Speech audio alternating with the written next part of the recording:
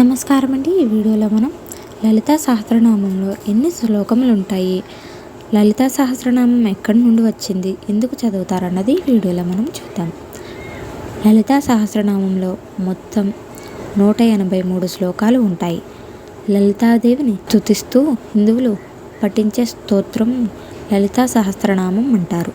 లలితా సహస్రనామం బ్రహ్మాండ పురాణం నుండి వచ్చింది. లలితాదేవి దైవిక తల్లి లేదా దుర్గాదేవి రూపంలో భావిస్తారు.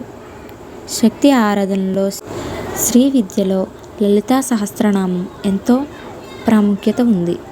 ఈ స్తోత్రాన్ని పఠించడం వల్ల సకల శుభాలు కలుగుతాయని, కష్టాలు తొలగి మంచి జరుగుతుంది అని, ముక్తి లభిస్తుందని నమ్ముతుంటారు.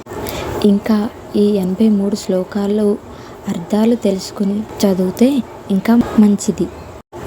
అందుచేత లలితా సహస్రనామం చాలామంది చదువుతూ ఉంటారు.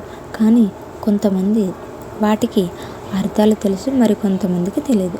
వాళ్ళ కోసం నాకు తెలిసినది రోజుకు ఒక శ్లోకం అర్థం చెప్పాలి అని అనుకుంటున్నాను. ఈ వీడియో నచ్చినట్లయితే లైక్ చేసి మా ఛానల్ను సబ్స్క్రైబ్ చేసుకోండి. అలాగే వేరొకరికి షేర్ చేయండి.